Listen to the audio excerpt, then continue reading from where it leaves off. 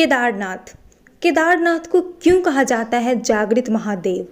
क्या इसके पीछे कोई दैवीय घटना है या कोई सत्य कथा?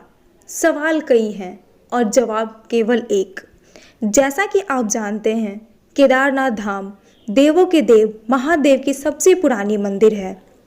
आज की इस वीडियो में मैं आपको बता रही हूँ केदारनाथ मंदिर के बारे में।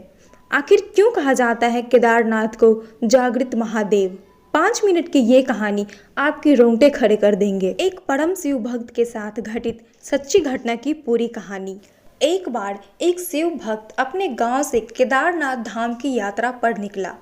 पहले के ज़माने में यातायात सुविधाएं न होने के कारण वह पैदल ही निकल पड़ा। रास्ते में उसे जो भी मिलता उससे केदारनाथ का रास्ता पूछ लेता और मन में भगवान महादेव का ध्यान करते रहता। चलते चलते उसको कई महीने बीत गए। आखिरकार एक दिन वह केदारनाथ धाम पहुंच ही गया। केदारनाथ के मंदिर के द्वार 6 महीने खुलते और 6 महीने बंद रहते हैं। वह उस समय पर पहुंचा जब मंदिर के द्वार बंद हो रहे थे। पंडित जी को उसने बताया वह बहुत दूर से महीनों की यात्रा करके आया है। उसने पंडित जी से प्रार्थना की, कृपया करके दरवाज़ा खोलकर मुझे प्रभु के दर्शन करवा दीजिए। लेकिन वहाँ का तो नियम यह है कि एक बार दरवाज़ा बंद तो बंद, और नियम तो नियम होता है। वो बहुत रोया, बार बार भगवान शिव को याद करके रोता रहा और कहा, प्रभु बस एक बार दर्शन करा दो। वह सभी से प्रार्थना कर रहा था, लेकिन किसी ने उसकी एक ना सुनी। पंडित जी बोले, अब यहाँ 6 महीने बाद आना। 6 महीने बाद यहाँ के दरवाजे खुलेंगे।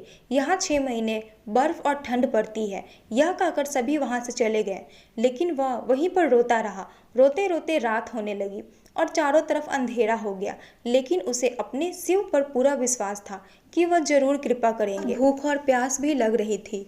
तभी उसने किसी के आने की आहट सुनी। देखा एक सन्यासी बाबा उसकी ओर आ रहे हैं।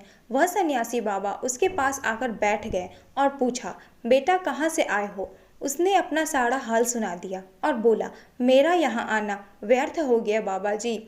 सन्यासी बाबा ने उसे समझाया, खाना भी दिया और बहुत देर तक उससे बातें करते रहे। सन्यासी बाबा को उस पर दया आ गया। वह बोले, बेटा मुझे लगता है सुबह मंदिर जरूर खुलेगा, तुम दर्शन जरूर करोगे। इन्हीं बातों बातों में उस भक्त को ना जाने कब नींद आ गई। सूर्य के मध्यम प्रकाश के साथ भक्त की आंखें खुली। उसने इधर उधर बाबा को देखा, किंतु वह कहीं नहीं थे। इससे पहले कि वह कुछ समझ पाता, उसने देखा पंडित जी अपनी पूरी मंडली के साथ आ रहे हैं। उसने पंडित जी को प्रणाम किया और बोला, कल तो आपने कहा था कि अब मंदिर 6 महीने बाद खुलेगा और इस बीच कोई यहाँ पर नहीं आएगा, लेकिन आप तो सुबह ही आ गए।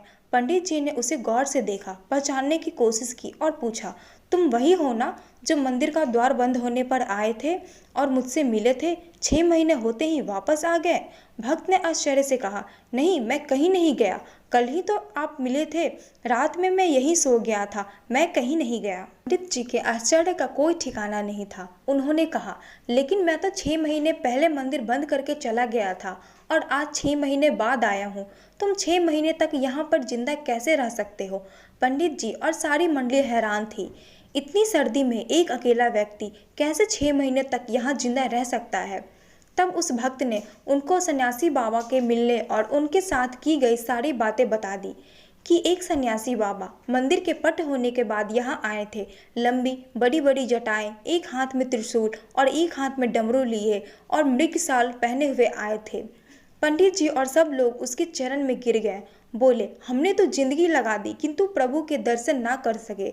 सच्चे भक्त तो तुम हो। तुमने तो साक्षात भगवान शिव के दर्शन किए। उन्होंने ही अपनी योग माया से तुम्हारे 6 महीने को एक रात में परिवर्तन कर दिया, कालखंड को छोटा कर दिया।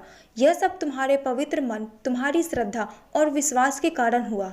हम आपकी भक्ति को प्रणाम करते हैं। तो दोस्तों, यही कारण है जो केदारनाथ को जागृत महादेव कहा जाता है, जो अपने सच्चे भक्तों को जल्दी दर्शन देते हैं।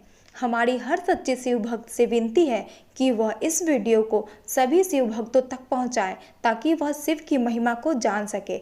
आशा करती हूं कि यह वीडियो आपको पसंद आया हो और ऐसी ही वीडियो के लिए मेरे चैनल को लाइक और सब्सक्राइब जरूर करें।